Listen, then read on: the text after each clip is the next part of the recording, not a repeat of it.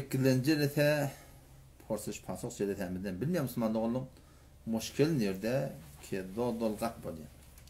Mahfedin kutahi buldu biz taraftan. Hava yağmur gurun açıp baryadım. İki gurun aradım ikisi sonu olmadı. Belki Huday tepe otaran yanına kabul olsun yani. Oğlum şöyle Müslüman oğlum yani konuşacaktım.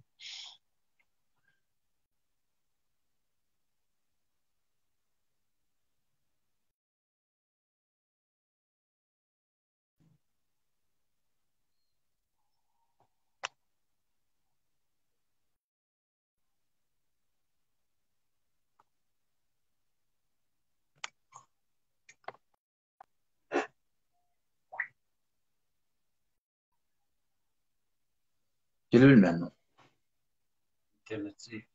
İnternet zayıf mı? 10 zayıf orada diyorum. Şeyden internet havada. Şoför Müslüman oğlum. Allah Tebarek ve Teala hemmecimizden ettiğin hadisatını kabul etsin. Hiç kim minnet yok diye ayttığa. Her kim ettiği ödünden çıkın. Onun şu taydan ettiğin işlemizde amalımızın doğruluğuna bakmalı ve niyetimizin doğruluğuna bakmalı. Niyetini halislemek gerek amalımız doğru bolanından sonra.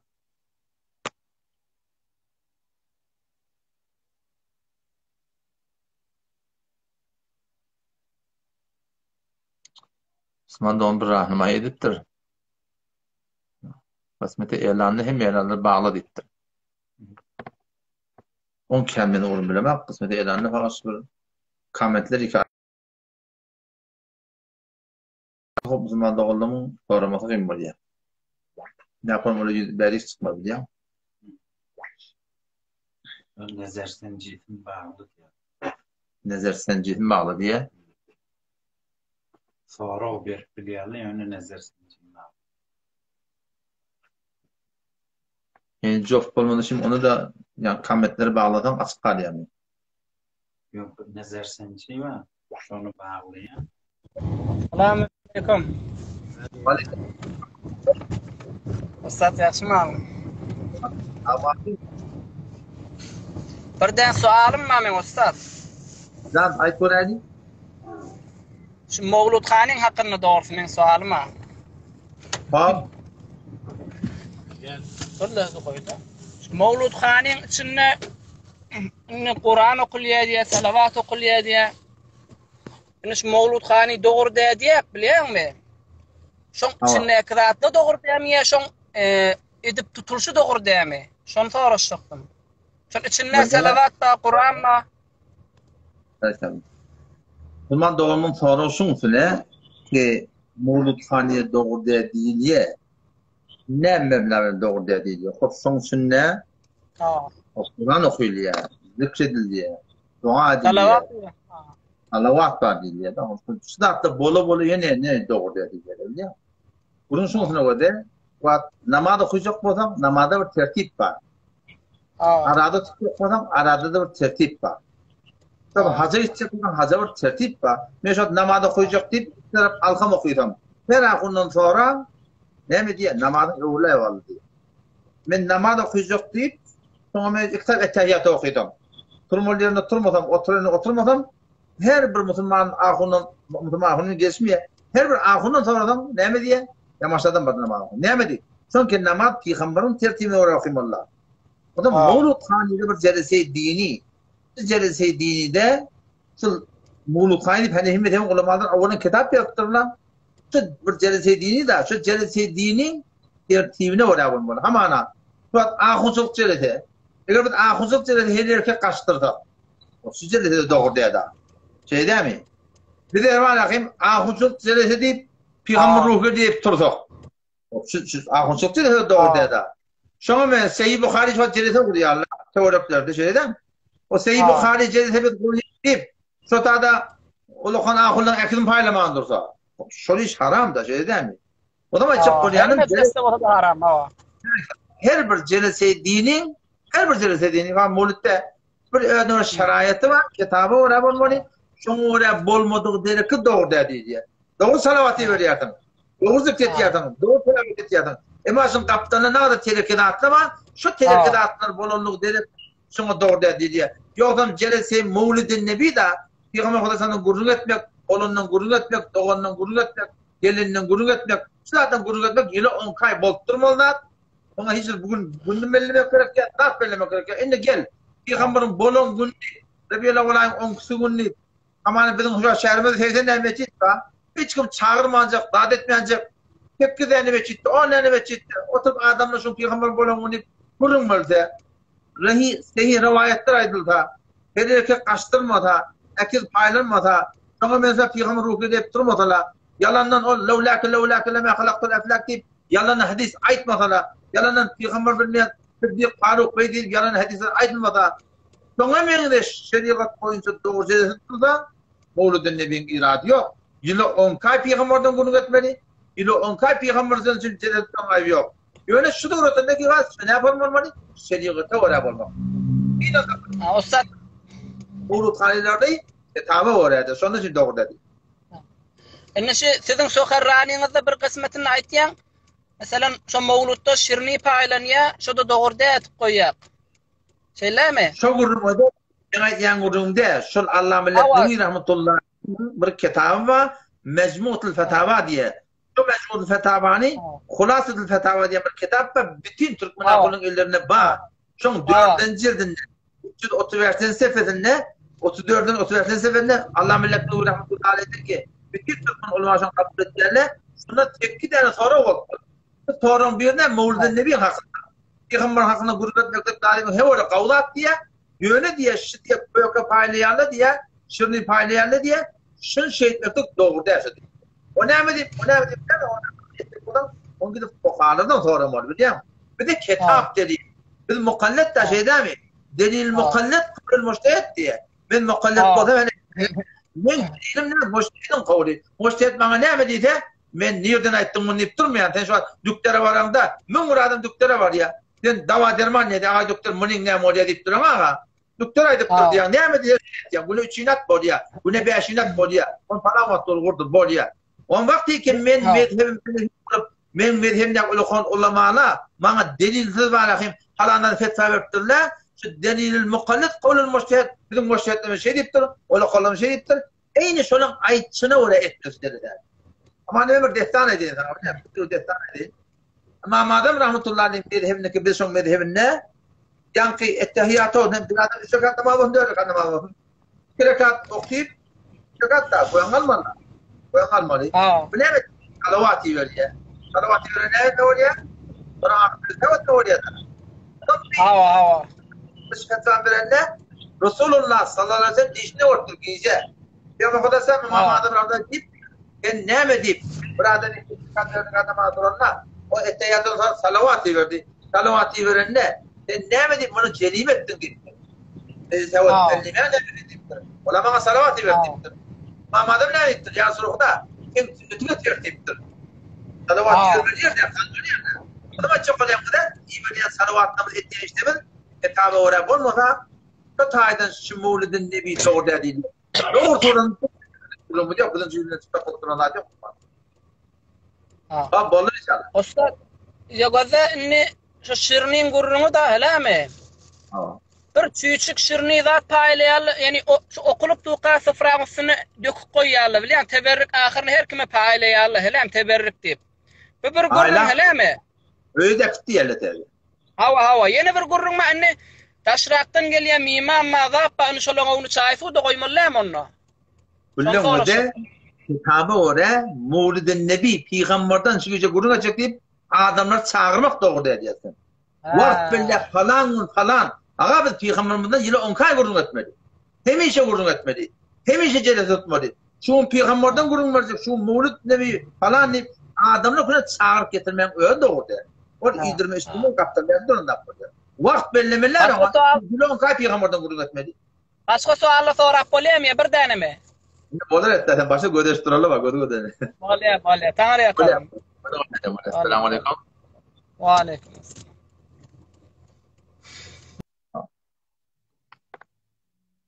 Başa Osmanlı onu getirdi. İnanırken. Bakayım. Harravi.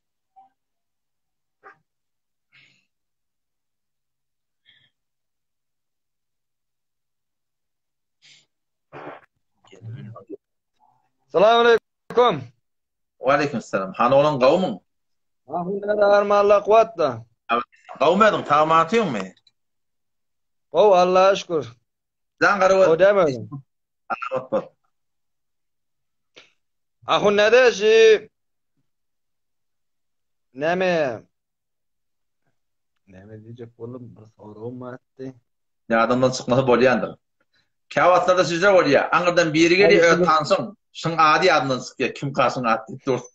Yo doğrudur. Öyle bölüp durdu emom diye. Sonra da yine He. bir yerim olacak oluyor. Öz ahun ne de suat bir tane men öz ağam ma biliyor musun? Hop. Öz ahun Hop. imam zumuyu bir imam zumu biliyor musun? At tutturma hava.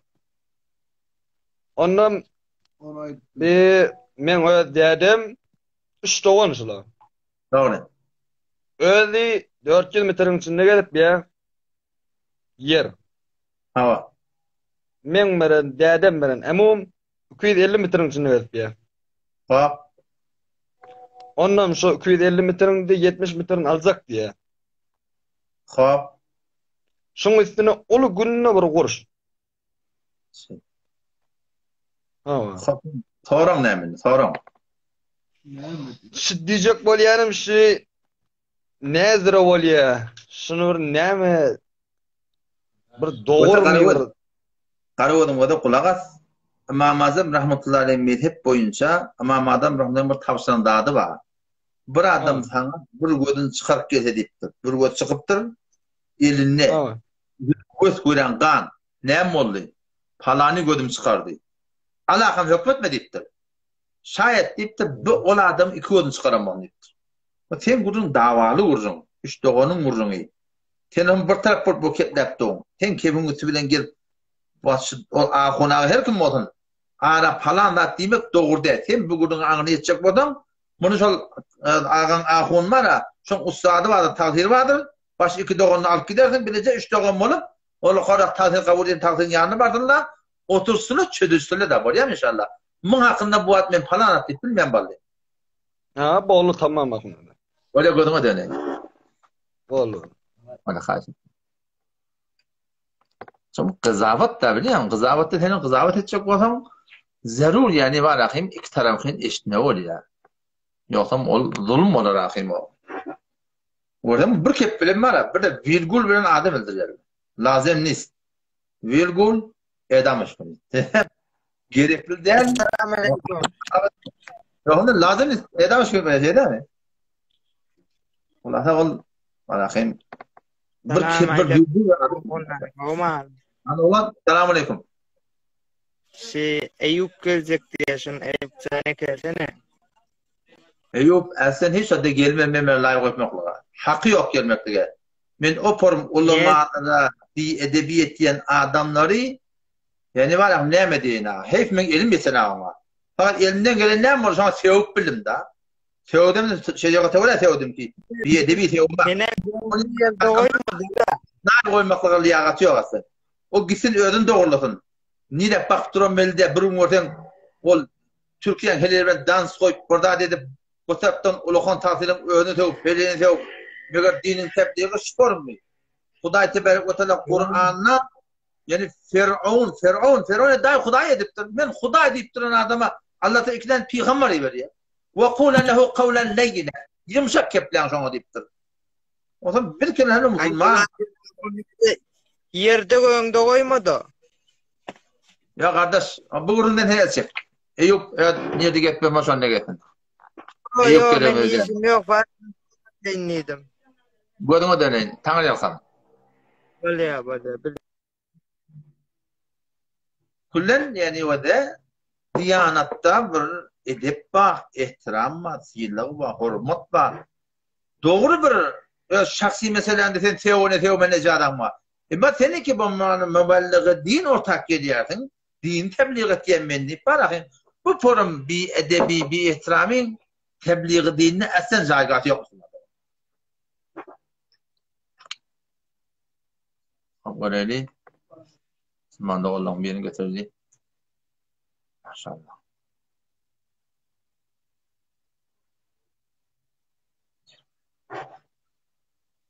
Ya Allah. Dünyaya kadar peşref ettir. Rahatsa oturun yanında. Elin canlısından getirsen. Selamun aleyküm. Assalamu alaikum. Sağ mı atıyorsun? Daha şükür elhamdülillah. Kavlut namadı var. Lan kardeş o papak ne mi kardeş? Hadi intikabarları döntür şimdi. Sağ mı atıyor mu? Daha şükür elhamdülillah. Oğlum halına. Can arabat işin bana ayda. Hafız Yılmaz ben bu sualımı atı şunu sual edecektim başta. Can ay sorayım bileyim. Bir neçten ahulan sokan ayetini eşitleyen ki bir Bismillahirrahmanirrahim diyen adama kafir demek doğru der diye de. Hop. Bismillahirrahmanirrahim ki Mesihli dedi, Yahudi dedi, olat Allah'ın tutu bütüdü. Allah'ın tanıyla. Hop. Hop. Yine bir sokan ayeti eşitleyen ki yani Allah'a inanıp Resulü Hz. Muhammed'e Kur'an'a inanmayan adam ya kitapta bir zerre küçükleyen inanmayan adam dinen çıkışı kafir diyelim. Biz son ortamda kaldık da var. Sual edelim bizim başka şey demeli olur şimdi. Sonra o da şunsune Müslüman doğumu iki kardeşliktir. Hristiyan naşı her kim Bismillahirrahmanirrahim deyte şu an kafir demelerden. Bu yeni bir şey eşittir ki yok. Bir ilahata Hudayı'nın tanıdığın Peygamber'in anılmasa, Kur'an'ın anılmasa ya dinle hayatı bir gerekli anılmasa şu an kafir deydi. Dikkat Müslüman doğumu da Yok.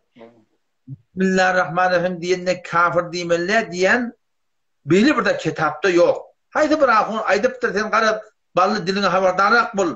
Ona kafir diyemez. Çünkü korkulmadan için bir kefaydı ya da. Çünkü bir adam bir Müslümana kafir deyte, o da kafir bulmadı. Ama şu bir adam Müslüman Kur'an'ı inkar etse, Kur'an Allah'ın kelam diye deyte. Kopsun hüc kafir deyten, o kadar kafir oldu. Sana iradı yok.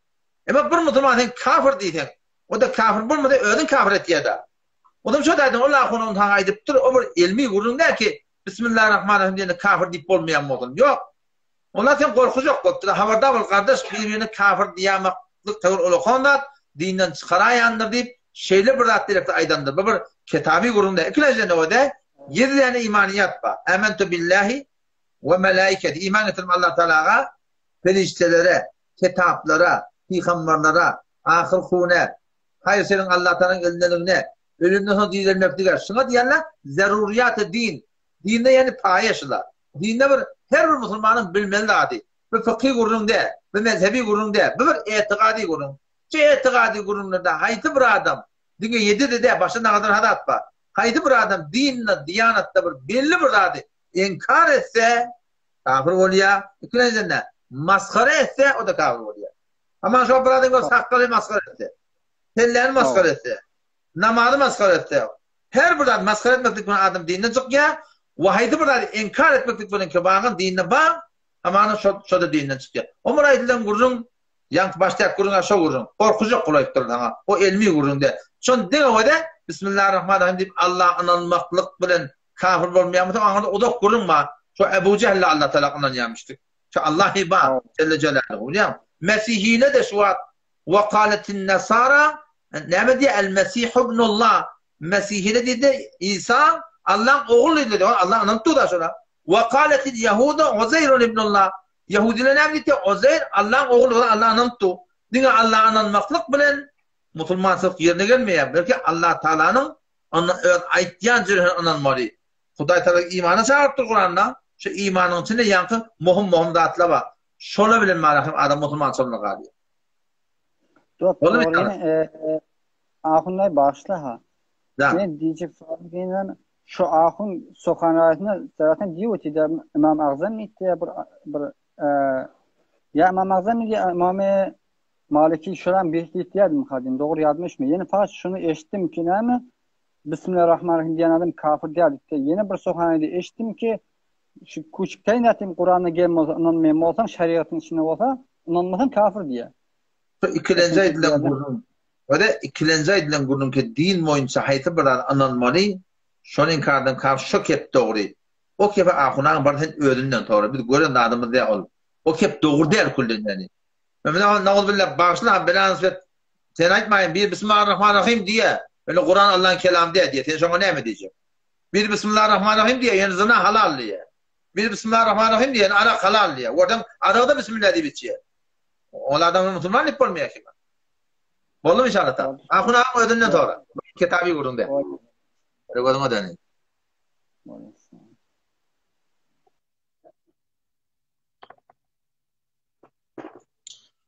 Hop, Müslüman da oğlumdan. Maşallah. Burada soruya anlatını yetme oluyordu bunda. Yakın defere bir soru koyduk ki. Hava. Doğrudur. Müslümandan getirecek kolum olmadı. Ha. Maşallah. Soracaklar köpeliptir.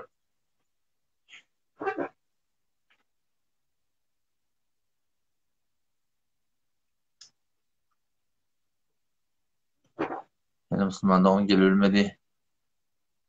Baştan oraylı olmadı. Eteklerden oraya. Eline vururum. Sen? Ben internetimde vururum. Ha yok internetimde kabul. Ben internetim kabul alhamdülillah. Selamun aleyküm. Selamun aleyküm Hacafun. Aleyküm selam. Sağ mı atıyorsun mu? Qova elhamdülillah qovdayım yaştayım anamda. Tamam mı? Men Qolipur tanıdan tanıyandım ve ben suali veriyen zat diye ki soru koyuyorum. Qolipur hava bilyen. Adın bilyen. Çehren ortada yok yani. Qovdayım kaymet Allahu Ekber'dim de. Zaten Qolipur işin vata.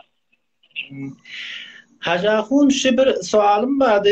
Biz bazı Kur'an-ı Kerimlerde şu Sure-i Fatiha elhamdülillah'da şu Bismillah ödünde bulunan bir ayet deyip, ayet evvel deyiptir de. İni bazı Kur'anlarda mesela kadimi Kur'anlarda mesela ben babam mesela Mekke'den getiren Kur'an'ında Osman Tahanga'dan Kur'an'da şu Bismillahirrahmanirrahim ayet tahrif olmandır. Şu ne diyeyim? Şu tahrif olup mu diyende ya mesela olur mu? Yok o da tahrifin vurduğunda Hudayda kadın. İki tane mezhep başladı. İmam Şafii rahmetullahi aleyhi bilen İmam Adem rahmetullahi aleyhin yanında bir tefavut rey var. Alham so yedaya da ayeti Bismillahirrahmanirrahim. Yozlusu alham mi? Ya öyle cüdegane bir ayet mi? İmam Şafii rahmetullahi aleyhi Bismillahirrahmanirrahim alham ilenle sözüden bile iniptir diye. Son zümletinden diye. İmam Adem rahmetullahi aleyhi o sure-i nemille İnnehu Bismillahirrahmanirrahim o tarzı sure-i nemille Bismillahirrahmanirrahim var.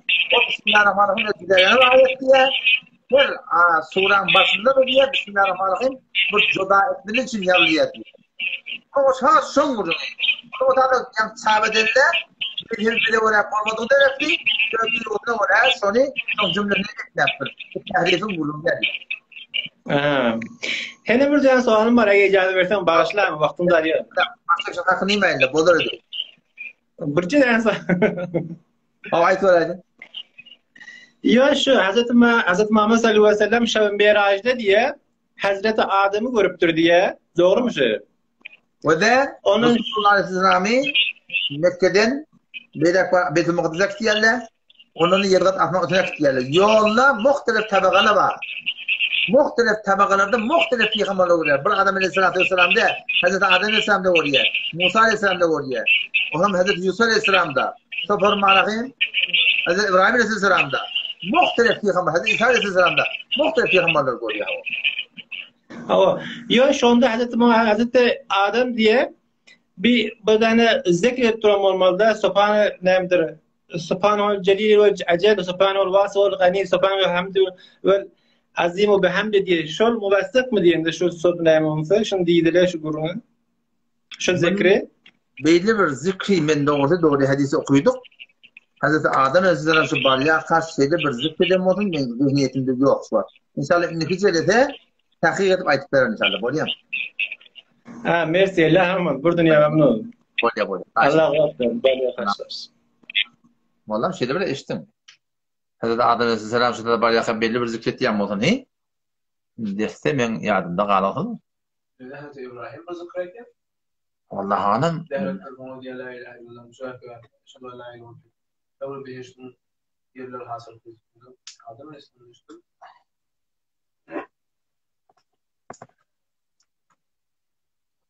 Hangi Müslüman doğum koyan gelip biliyor mi?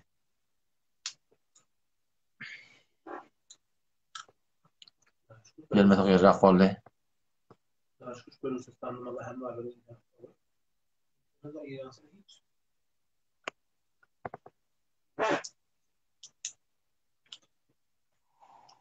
Alhamdulillah.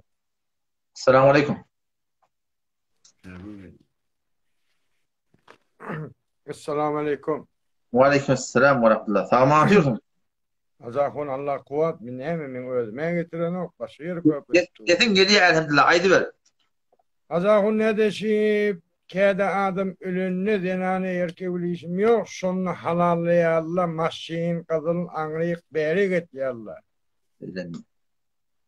Hava sen aytyan şimdi ben aytıp vereyim. Sen aytyan da adamı Türkmen İran'da. İkilenci bağışla. Hava? Yankı aytyan adamın yanık adamlar layva getirme. Hayta adamları. Ayuv getirdiydiler. El çek onu. Ona o gurunu koysak, onu el çek, onu koy oraya. Sen sonra ne yaşayacak ya? Kelme. Arkayım ol. On gelme. Eştiyadım o da sen aytyan da adına şeriat boyunca ona doğru iskat diye. Türkmen ilarını devret diye. O zaman şu devretmekten bir tertibi var. Men bu sen hatırlamayacak koyan her bir Müslüman doğunmuş şu devretmekten tertibini Hanefi mezhep boyunca bilecek bolsa sana da iverir inşallah doğru iver diyorum. Men bu hakkını jüdegani gurur berigri inşallah taala şu kime gerek bolsa şu devretmekte kitap boyunca Hanefi mezhep boyunca nezir inşallah gurur iverir inşallah. Bolyam. Bu Türkmen ilarına gelip ama bu doğru derasaydı. Türkmen ilarına şu Türkmen ağullan yüzden 99'u devlet tertip etyenler ha. Şunun etmekte kitabı oraya değil yani. Bolum inşallah da. Bollu hazakun. Hoca godama. Tamam. Ayşettim. Odama dönüyor. Bayaranım oldu. Çıkar tamam. Ama da bir şey forsaksa doğrulan o cevap verir bileyim.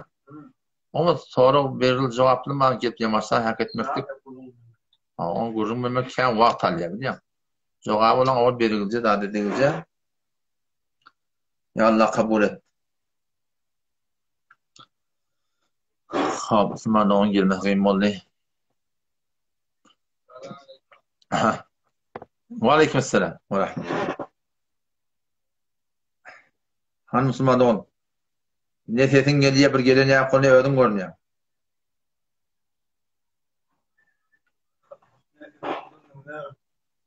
Han var ya aşağıdan. Teoride kesleri hak edin.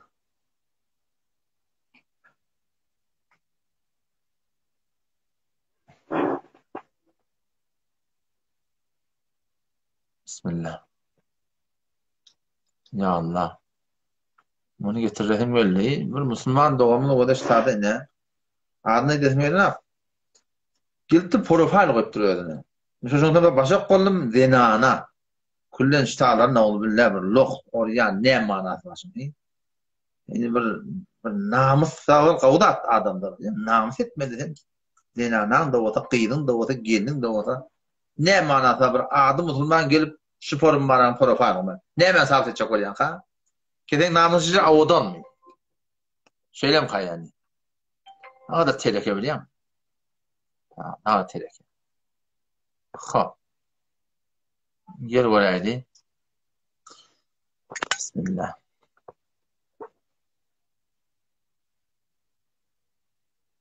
Adam gözüme Anton ya. Buluşun korkutma Anton'un Ağan heyf yani. Bismillah.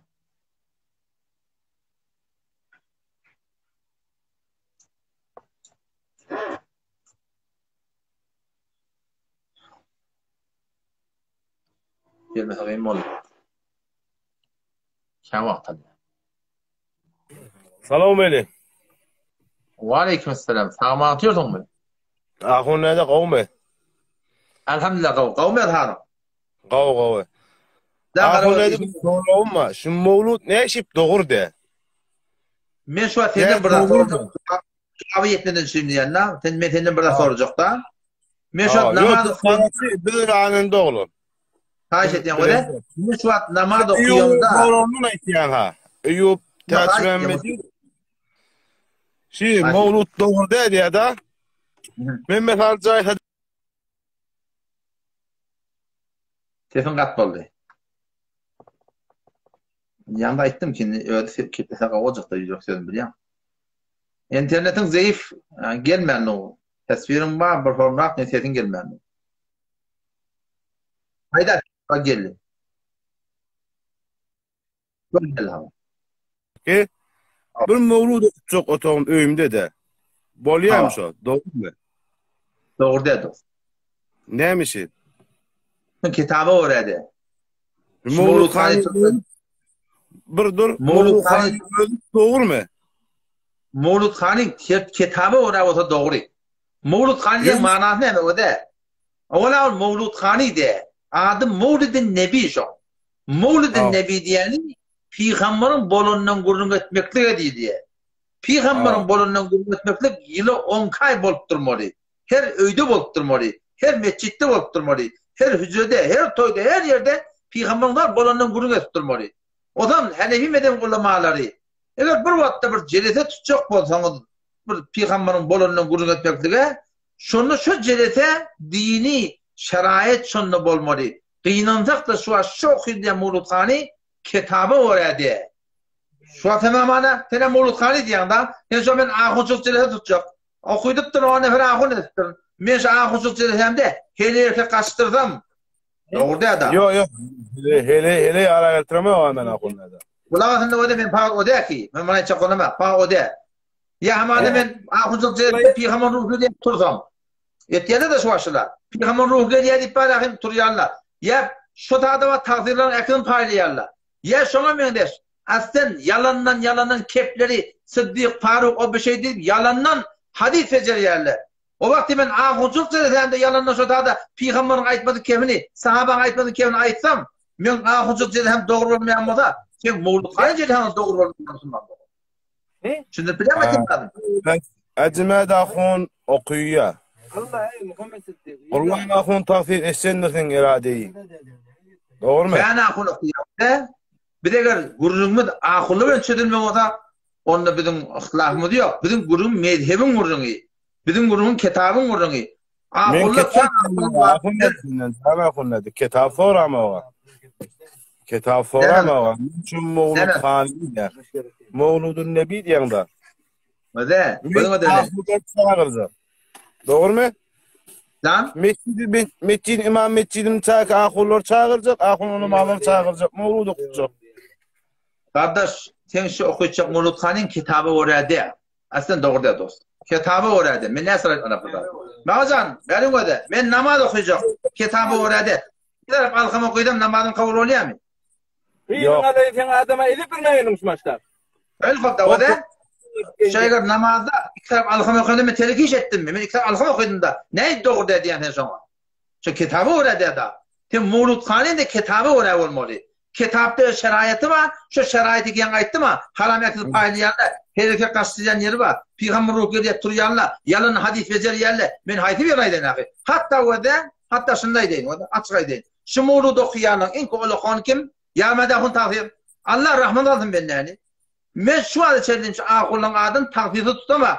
Ama yağmedahun takdirin doğru aydan kevi var. Ne mi diye? Mevlud Han'da 5 saat var diye. Şu 5 saatte diye Kur'an'dan sabit her kimsin kabul etmeden kafir oluyor diye. Dinden çıkıyor deyip du. Oğlum şu Mevlud Han'ı ki en hemen Müslümana takdir geliyor. Ehanet et ya. Mevlud Han'ı okumayan da dinden çıkıyor kafir deyip du. Onun tersine ne yapalım doğru diyecek. Burada bir yerde ama Allah'a ediyor. Ama ben ehanet edemem. Şu Mevlud Han'ı okuyanlar, Mevlud Han'ı okumayanlar kafir deyip du. Onun sen ne yapacak doğru diyeceksin. O bolla. O zaman da onun. Sana icazet edemem. Bunda metal kanun kıldırmayayım ben sana. Bağışla olayım. Valiye kanun kıldırmayayım. Ben korkuyorum.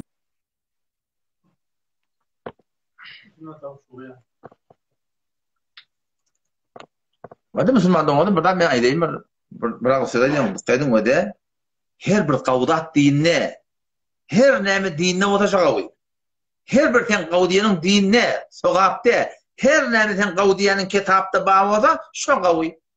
Aman ýa faýdan gurunan da ettehiyat okumak qawdiýamy. Salavat ýermek qawdiýamy. Emma şu salavat ýermek kitaby ora bolmada men ettehiyat okup turma bolamda salavat ýerdim, aga salavat ýermek dogurda. Her bir salavat qawda, her bir namaz qawda, her bir arada qawda, her bir has qawda, ol bir arada qawy, ol bir has qawy, ol bir salavat qawy, ol bir namaz qawy ki kitaby ora bolsun. Yani kim şu jyňa baranyňda ýadygyl durandyr. Jyňda näme ýadygyl bilýär?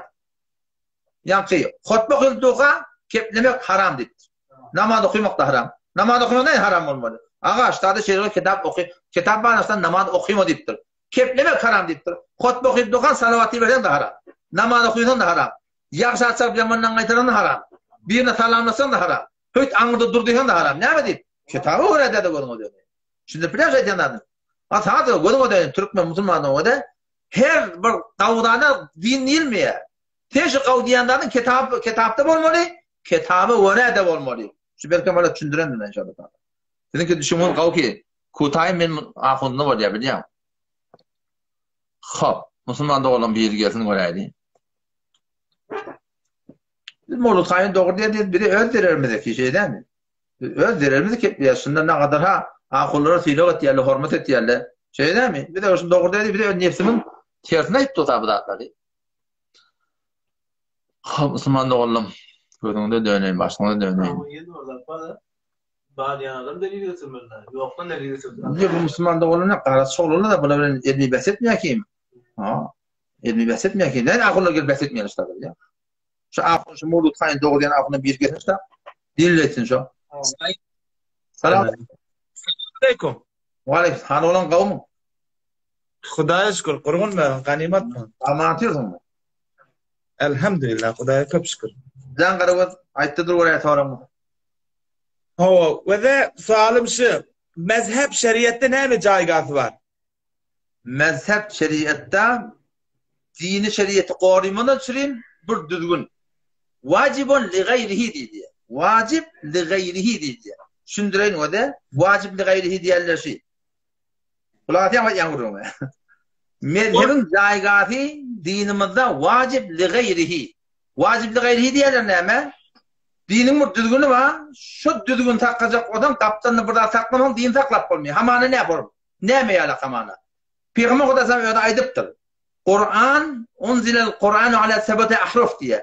Kur'an 7 kıraat bilen indi diýär. 7 kıraat 7 lehje. O näme şip, o näme diýip, urukla, gulpla, bilýärmi? Şu lehjeleri var da. Kur'an'da Araplanyň 7 lehje bilen Kur'an inipdir. Hop, şu 7 lehje Peygamberin wagtynda bar. Siddiq'ın watynda bar, Faruq'un watynda bar, Hazrat Osman'ın watynda şu İran'ın Azerbaycan'da kän musulmançylyk ýaýlapdyr da, o çete Afrika, o çete Hindistan, bu tarafy İran. Ne kadar musulmançylyk, häde musulman bolanlar şu İran'ın Azerbaycan'da ştada şol ihtilaf kıraatlary, ýa-ni lehjeler düşünmäni, birbirini tekfir etmäni durdular diýär. Sen kafir boldun, sen kafir boldun. Odam şonda sahaba şu aýtdyran gurulun Simay Faruq Azam radiyallahu anh hakkında bir pök kitap ýazyldyr. Molla Abdullah Ahmediýan rahmetullahi aleyh Kurdun ulemalary ýazdy. Şonu şuwurun getiripdir. Şonu diýä, şoda sahabalar bir gaýga dip, "Ewa bula, mun düşünşünak, muňa näme etmeli?" Düşündirjek bolýar, düşünür hakda diýä. Gaýtýa Medine, ya Emirul Müminin ýa Hazrat Osman radiyallahu anh. Ya Emirul Müminin, ummatyň dadyny ýet. Yahudiler, Mesihliler ýalyk Allah Taala kitabyny hakyny uruşmadan öçe, ummatyň dadyny ýet. Näme boldy? Onu şu ihtilaf kıraaty, 7 kıraat düşünşmäni birbirine kafir diýip boldy. Şeýleme wa, onam şonna Haki Hazreti Siddiq'ın watynda Kur'an üşürläki bir jeld edildi. Şu bir jeld Kur'an Hazreti Ömer radıyallahu anh'ın ýanyna Hazreti Hafsan ýanyna müşrik. Ademy bile gidin şonu getirin diye. O da 3 nefer memur etdi. Zeyd ibn Sabit ba, Ubey ibn Ka'b ba, Hazreti İbn Mesud radıyallahu anh. Şu üçte de sur berýär. Kur'an ýamaşadan ýadyn, Goreýşiň diline ýadyn. Yani Goreýşiň lehjeni ýadyn. Yani yomtyň diýişýärlik da düşündirip goýdýarlar. Diňe Goreýşiň diline ýadyn diye. Odam ýamaşadan Kur'an ýadýanly Goreýşiň lehjetine Elem cahanny Kur'an moda hemen üşürýärler. Bar ýok Kur'anlar ýadgylary. Odam olary küllen nirek Allah bile derýa aklapdyrmy, gömpdirmi Hazrat Osman radıyallahu belli. Hemen aýrýa ýamaşadan şu Kur'andan 7 däne ýadýar. Elem cahanny iwerýär. Mundan beýler dine şu kıraat okuyorsunuz diye. Şu hatta elem cahanna şu kıraat okuyor diye 17 kıraat var ahi. Altlarına kalan. O da bir mutakassız. O yani Abdülbasit okuyana Sure-i Yusuf okuyana heytelek, Malik Yevmiddin, Melik Yevmiddin ne yarar o? Şu ihtilaf kıraatın. Ona dikkat edin. Cevap şunu o da. Cevap şey. Mezhep vacibun li gayrihi. Mezhep diyenler Peygamber vatanı yok. Sahaben vatanı yok. Tabi'in vatanı yok. Yuvaş kaymışa. Ne bilin çürüyüm? Sonra ummatın ulamaları karnı haştumda sonra yadılını iverdiğin ivereyin. Ummat İslam'ın ulamaları 3 yerle şu avval ve de bunday deyin. Avval 4 mezhep demiştik. 54 tane mezhep fıkıh varmıştık. Sonra bunun şagirdleri, ustadların kebilmana tedbin edip yazıp paylabilmektirler. Mezbut edip kitaphan saklap bilmektirler. Bara yitip gidiptir. Ama şu 4 kuncu cahanna şagirdler bitim olup ustadların aynı kelim yazıp mezbut edip koyupturlar. Sonra ulamalı görüptürler. Avail İslam. Diniyanat kaviymiştik. İman kaviymiştik. Her kim burada soranla hayti kıyırrak, hayti nefte ağırrak, hayti tağvaya kıyırrak. Şunu ödep amal edermiştik. Sonra hay hevese mıptıra adamla. Sen şunu kim gördün da her kim vam halal et diye. Kim yine burada et diye biliyorum. On şu meblağda kumansızda kavşaklık dörettir. Şu direkte sonra ulamalı karnı haftamda 3 yerle ecma et yerle. Burçuklu tüykür yerle ağa 4 mezhepten çıkmalı. Her kim de öz mezhebinden çıkmalı. Oğlum mezhep diyenleri dini koruymanın için bir vacib ol li gayrihi diye. Önde bir vadar destanaydı. Hem şu destanaydı ki. Vadar mezhep olmasa ne olur ya biliyorum. Bed'ate giriyor mu girmeye mi şu andan?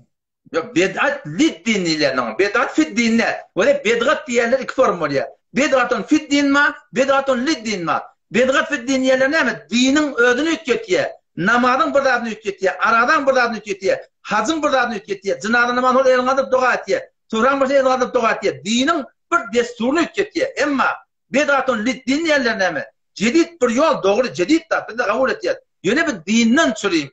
Dini koruymadan çürüyüm. O bana irat bulmuyor. Bu ben ayetken men kefimde evet avval kıyadan kitabımda da yazdım. Allah milleti rahmetullahi aleyh mecmuatur risalina şu bed'atun liddin teyze tablanlar kabul bed'at yani lügat taydan yöne dinden çürüyüm.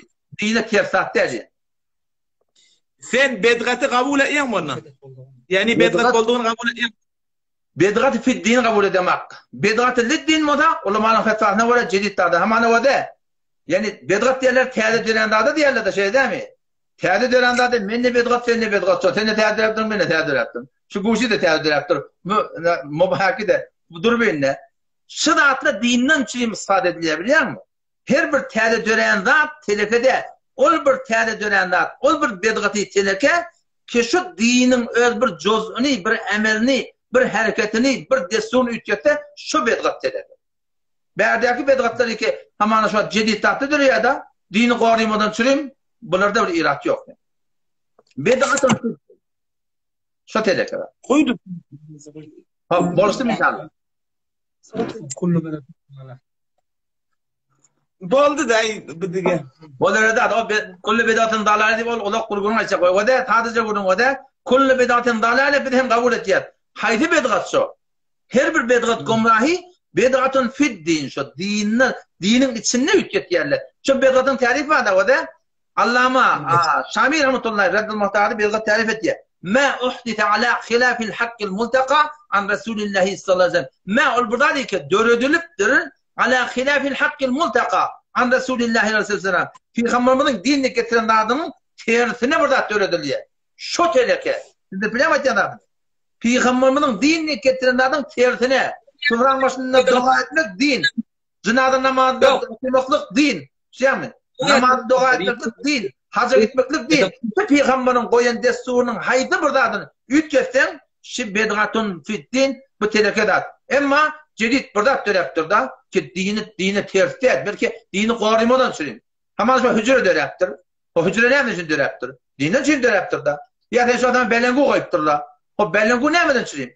Belengu dininden süreyim. Motor, maşin, zar dadar eşler hakkındadan. Kadim zamanın kıyalakta şunun dininden süreyim şu cedid biliyor musun? Dininden süreyim cedid dörenatlı ilat yok. Ama ol bir dağıtları ki dinin içinden hükmettim. Hemen şu vakıda cenazı namazı elin adıp doğa et yerler. Doğru da diyorsun. O ne mi deyip? Çünkü Peygamberimiz cenazı namazı okuyuptur. elin kaldırmaptır. Sen ne deyip peygamberin okuyan namazını arttırıyan diye. Biz Zühran başında dua et diye. Elimin kaldırman dua et diye. Ne elin kaldırmak doğru diye. Çünkü peygamber elin kaldırmaptır. Sen ne hüccet yansın demek diye.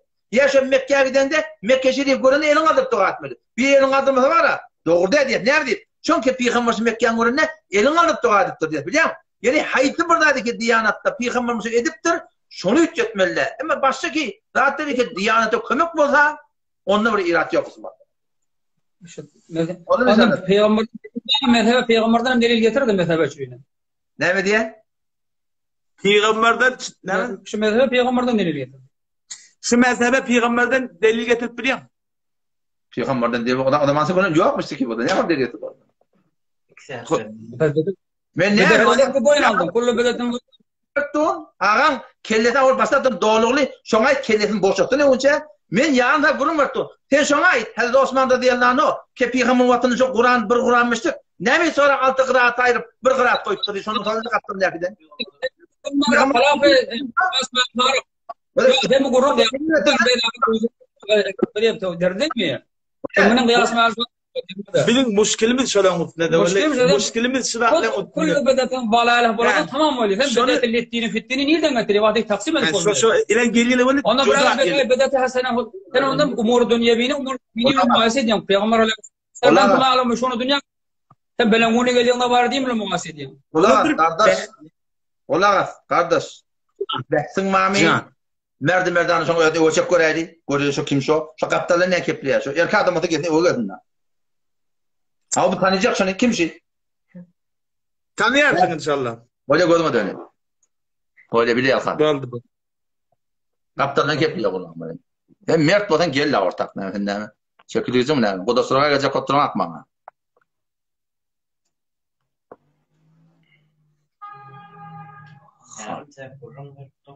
Yarım rahatlar gurum bartım çeşim edip neden de yaptırdım?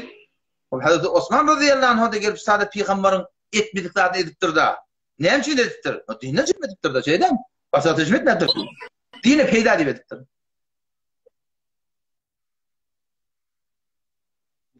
Gel han oğlum. Ondan sonra da gördüm Müslüman da oğlum. Selamünaleyküm. Han oğlum kap bolum ne? Gördüm Müslüman da oğlum şunu bilin. Kime hep gerek deyip duran adamlar, kime gerek olma delili vereyim. Kitabının adını selim vereyim. Kime hep gerek deyip duran adamlar, şimdi akidede tekki cemaat bol oluyor. Birbirine kafir diyelim. Bir de aslında o cemaat 4 mezhep birbirine Müslüman niyet, birbirine namaz okuyat, iftihar emetiyat. Şafii'nin gidinde namaz okuyamızda, emin katayt yalla azap bir yani lezzeti de var önünde bunda. Yöne mezhebinde duruyor da oluyor. Ama şuna dikkat mezhep gerek deyip duran, şuna akidede tekki cemaat bolup birbirine kafir diyelim. Mezhepten çıktan şu Müslümandan günün yani. Mezhep diyenler ne mi? Ama den şu an dükleri gözün ağrınına takassuza var yanında. Birinin diz kemertonunun takassuza var ya. Dinle de mutakassısla var. Fevku takassusla var. Fevku takassusla var. Mezhep diyenleri şu fevku takassusla düzen bir de diyaneti başı istatte. Mezhep diyenlerim. Şu an ben Hanefi mezhepte vallahi yerine getirdiler. Hanefi mezhepte bir zat Kur'an'a, hadise ters olsa men tövbe edecek. Men tövbe edecek doğru. Men diyen men Kur'an hadise olacak. Men aslında şimdi İmam Adam'ı ilişki gelip şu Hudayim ben nefi, Allah rahmet etsin, zahir cennettir inşallah. Şol mezhep Kur'an'ı hadisen şeriatı doğru düdüktür. Men şunun için çok ilişki gelip mutakassızlık ilişki gelip şey değil mi? Evet. Şu an Türkmenistan'ın elinden şu an ihtilaf ne için Müslümanlar var? Ne için bir daha konu açacağım da? Ne mi deyip ben ağzı bir bölümde? Ağa mezhebe durana. Mevlut gelsin mezhebe uğramasın. Ayı 40 yüdü gelsin mezhebe uğramasın. Takkal mezhebe uğramasın. Şuna mezhebesi ne mi? Sıvran başına doğa mezhebe uğramasın. Devret geldi mezhebe uğramasın. Çadır tutmak mezhebe uğramasın. Çadır giyilenle Kur'an okuyar, çıkanla Kur'an okuyar. Mezhebe uğramasın. Denanan yüzünü örtmeklik mezhebe uğramasın. Gidiverdan. Ama mezhebe uğramasın da. Mutakassıda düdük koyuptur. Ağa geliyor vaptahu ilehil vesile diktir. El vesile aliflam falan mı? O sen kim? Men imam adam kimin kabul edeyim mi? Ki doğrusu bir anlatılmalı ettir. Sen gelip edin bunun aklın ona mezhepten çıkıp el vesile falan deyip barakım önüne burada düdüyorsun. O zaman şöyle Müslümandan dikkat edin o da mezhepten çıktın dinden çıkmakın yolluyor. Mezhepten çıkmaklık dinden çıkmakın yolluyor. O ne mi deyip? Sonra da aklına dayanacağım. Öz fikrine dayanacağım Müslümandan. Ama mezhepte duran ne mi? Öz aklına dayanacağım. Ben şu an aydıp veriyen size. Yanında burada bilmedim da. Bilmedim diyeyim de. Utancı var mı ne mi? Ünlü güzelsin çalı gururun verin inşallah. Hop, bar el Müslüman da olan bir yerine. Hani orayım.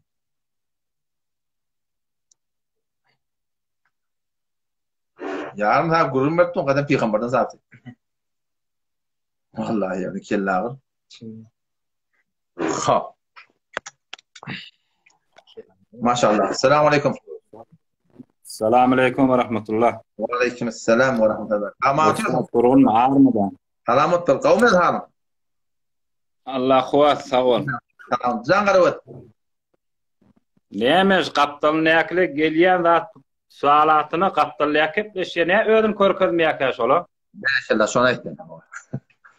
Ödün korkutsa iyinin arasında bunu sualı boyda gelmeli o sıra adam gelmeli o ne mi korkuyor? Bula sufran başında mert, sufran başında falani kafir, falani müşrik, falani. Ha sufran başında bula tevhidi bula.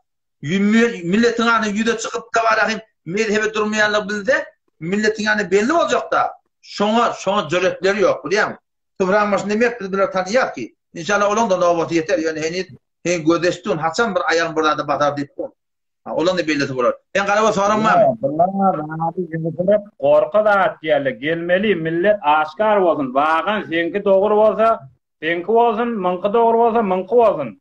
Aç kuru. Şu gurrunla münazereli nämeden sir goýulýar? Bersen. Şun ýanyklatly aşkar bolmaly. Boldy tamam inşallah. Millet bilmeli. Bersen. Bolýa sağ ol. Bolýa salamat qaraba. Allah ýarhamasyn. Näsege boldy? Yeter o da gitmeli millet. Evler millete okup Hop maşallah.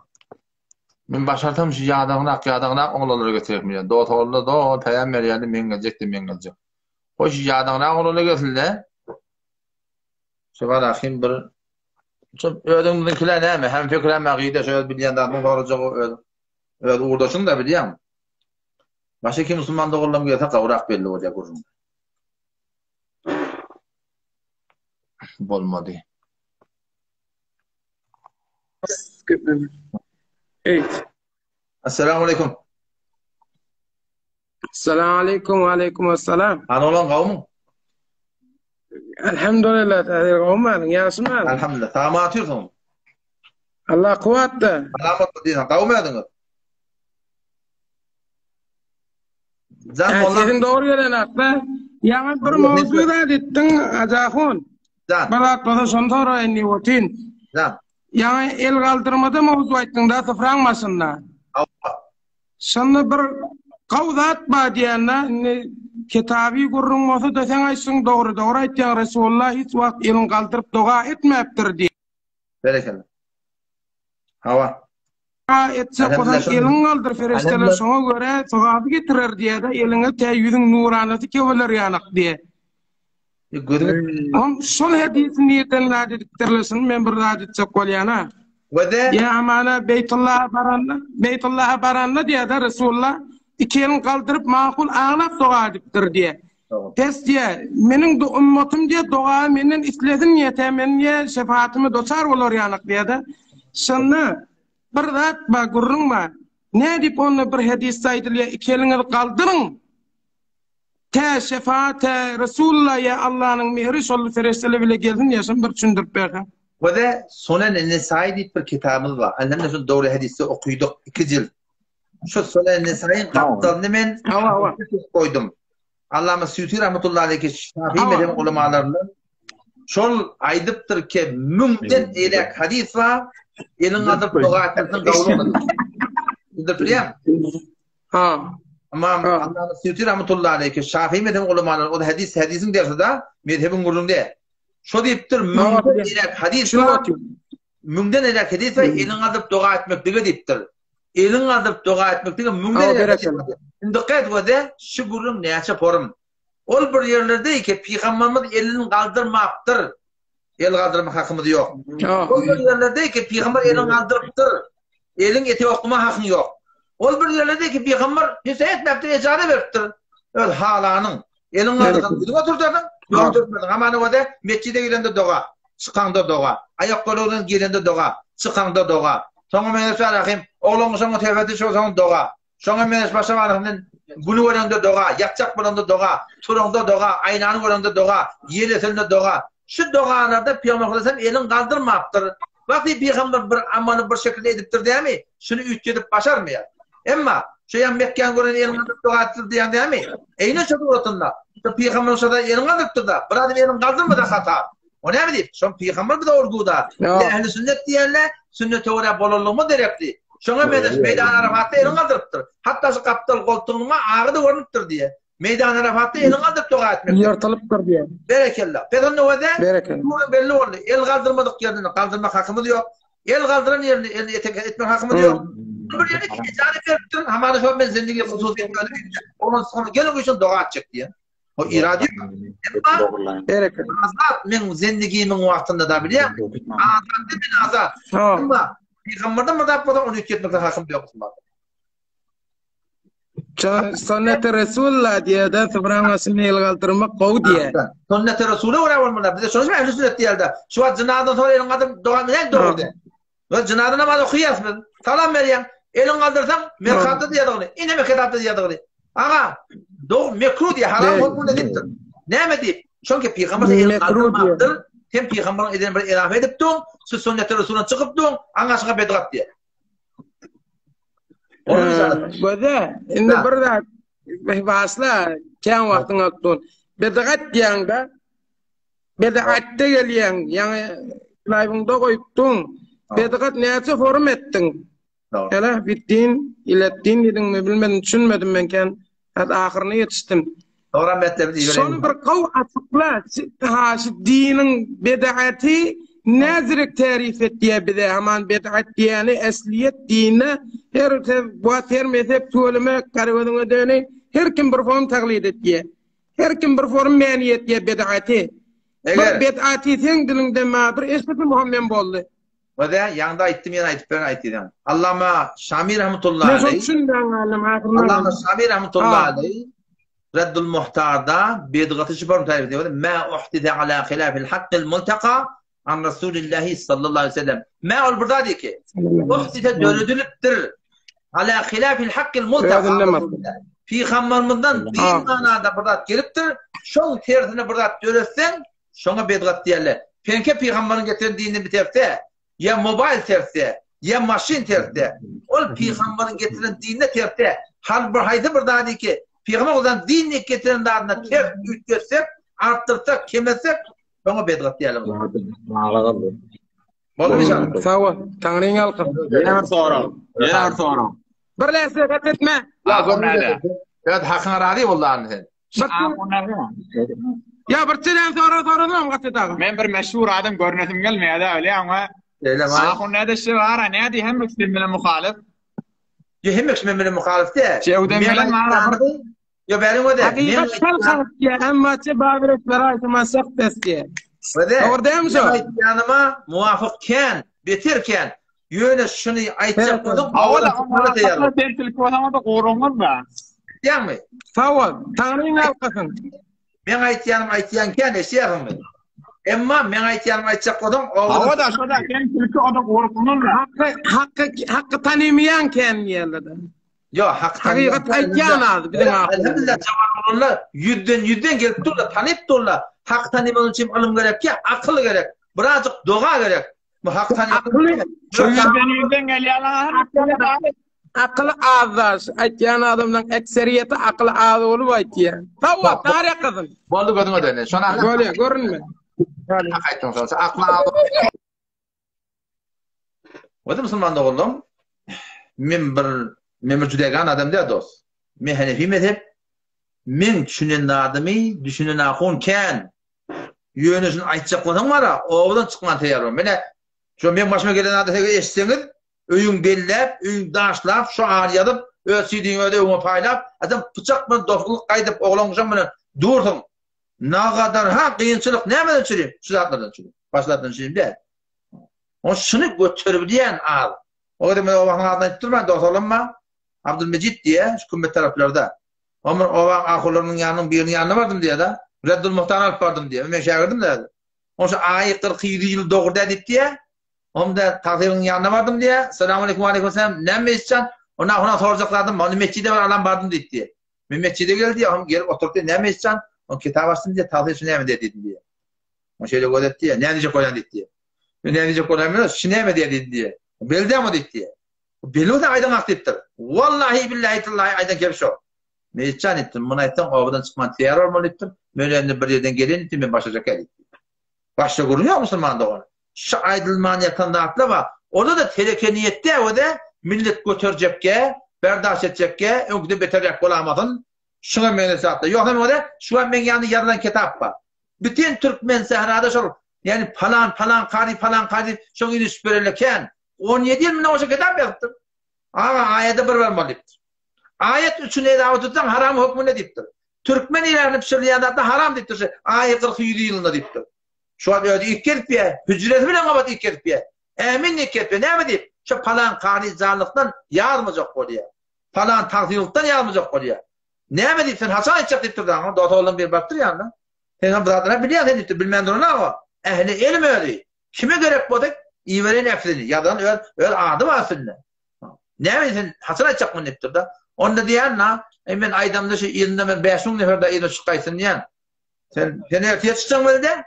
Sen erteye çıkacaksın böyle de sen kıyametin Huday'dan ne mi cevap vereceksin? O da şu var Müslüman da olur. Ne yaparım? Bir taraf bulup vardı mı? Geçti mi? Subhanallah. He? Subhanallah. Ha Müslüman da oğlum. Kalan Müslüman da oğlumdan ötüncüsü diyen ne kadar her novada doğumuz ki soruğa çıkacak olur. İnşallah Teala Mufti Abdullah Merdani sahibi inşallah sizin soruğunuza cevap verir. Allah tabi bizden kabul etsin. İnşallah hemice eleli vereydi. Bu da bir yanlışlık var da şu arada. Şu yanlışlık dedikte bir çarşı var ya da. Ne bileyim başıma natık ehl-i sünnet roştet diye bir dargap var ya. Ne var? Muşkil nerede? Muşkil bir akılın diyanatında. Ağa men vakti haram emeğindeki item emin dedim. Men sana gurrum verdim. Ağa men gurrum sen yüzüne batma ya. Şu ne bileyim? Men enderun furuluktan bir gurrum verdim ha. Men içeriden yıkılıptır Müslüman da var. Men sen de onun oracak korup şeriatı verdim. Bana diye içeriden yıkılma. Sen gördün kulun Hudaydan ödeyardın Müslüman da var. Onun şu da inşallah bana tanım melak Hanefi mezhep Allah doğadın ya Allah mene qarasadım. Mene doğruyum bilemek ya Allah. Ya Allah her kim menki doğru diye, men tenki doğru diyen ya Allah men hidayet edip doğar. İkilenizden mezhepten sonra anladık. Hanefi mezhep men havana doğru cennete girmene doğru yol Müslüman doğru. Allah kabul etsin. Bağıştan kalanın sorunuza cevap vermedim. Esselamu aleyküm ve rahmetullahi ve berekatuhu.